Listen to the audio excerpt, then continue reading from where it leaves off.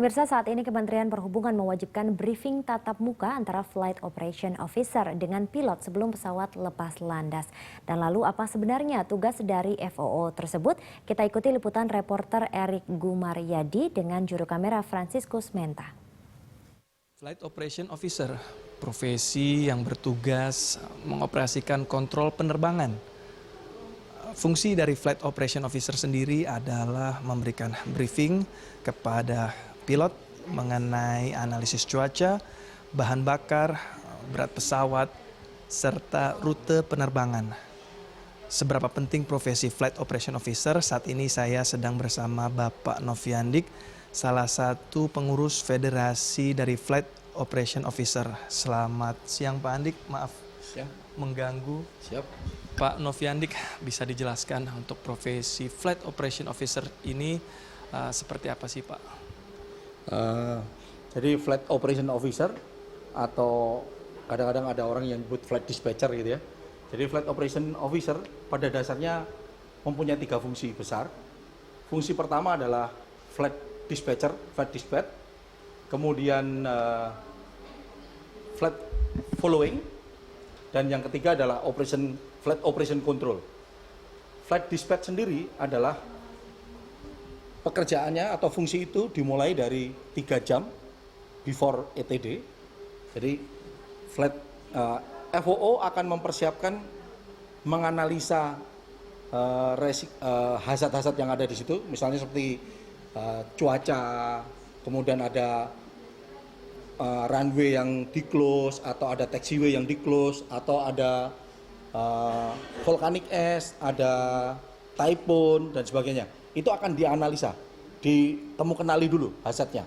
Setelah hazard-hazard itu kenali, kemudian teman-teman FOO akan mendefinisikan konsekuensinya apa ya buat sebuah penerbangan. Setelah itu baru dia akan melihat resikonya sebesar apa.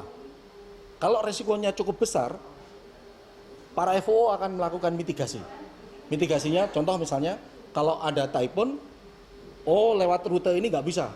Dia akan terkena typhoon atau airportnya close sehingga kita mesti delay dan sebagainya. Nah, itu akan dibuat alternatif solusi, kemudian baru diputuskan mitigasi. Nah, setelah mitigasi selesai, baru dibuatlah flight plan. Flight plan itu adalah outcome. Jadi flight plan isinya adalah fuel dan sebagainya. Itu tugasnya flight dispatch. Sampai kapan flight dispatch ini selesai? Sampai 1 jam pesawat airborne.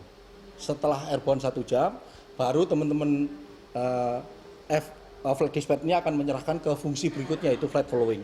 Teman-teman flight following dia akan memonitor pesawat mulai dari 1 jam sampai 1 jam sebelum landing. Ini untuk yang long haul.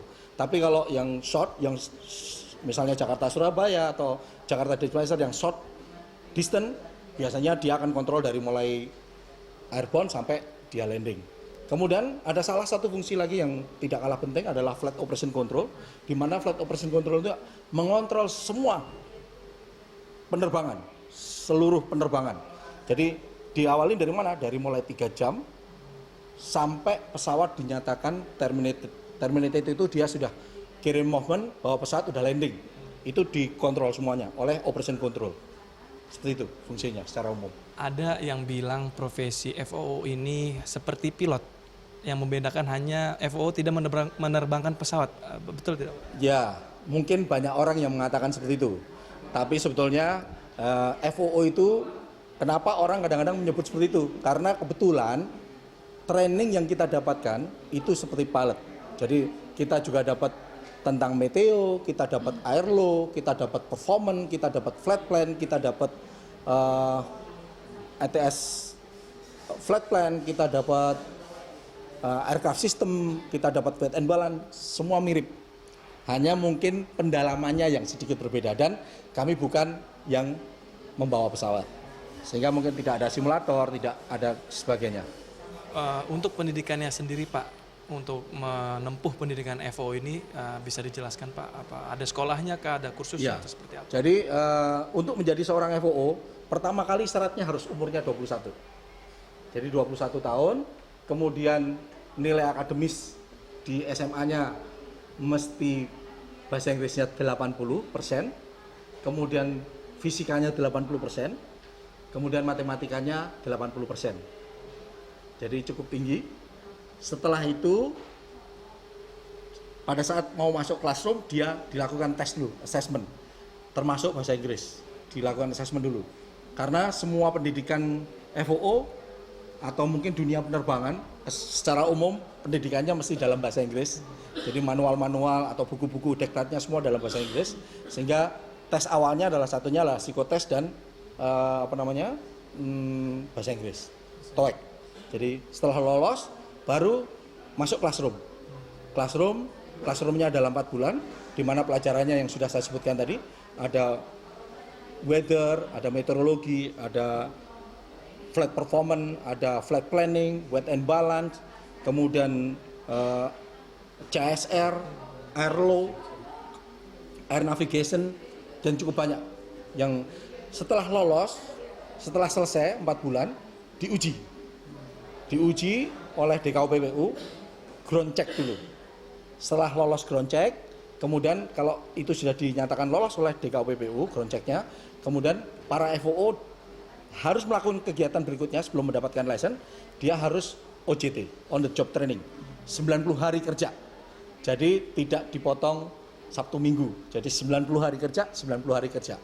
Setelah 90 hari kerja selesai, maka harus diajukan lagi ke DKUPPU untuk dilakukan kompetensi cek.